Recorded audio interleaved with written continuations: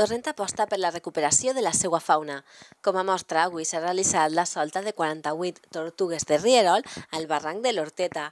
L'alcaldessa de Torrent, Maria José Català, i el conseller de Medi Ambient, Juan Cotino, han sigut els encarregats de tornar alguns d'estos exemplars al seu hàbitat natural.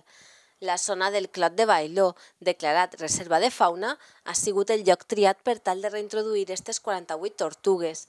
Algunes d'elles van ser trobades en diversos punts del barranc de l'Horteta i avui han tornat a casa.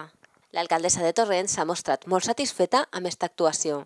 És un espai de tota la vida que hem recuperat i amb la col·laboració de la Conselleria a més han tingut un moment històric per a Torrent perquè és la primera volta que hem fet una solta de tortugues i la veritat és que és un plaer perquè pensem que això afavoreix la biodiversitat de la zona i evidentment tot el que fem és una ajuda de la Conselleria, és una espècie protegida i aquest és un hàbitat propi i favorable per a que el seu creixement i el seu desenvolupament.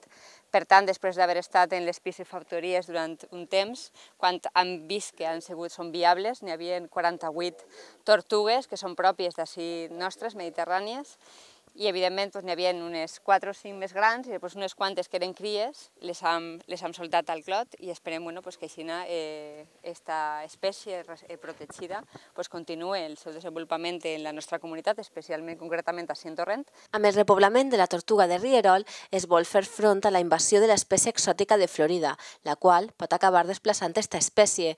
A més, les tortugues de rierol contribueixen a la reproducció del petxinot, al ser capaços de transportar a la seva closca els ous d'este mol·lusc.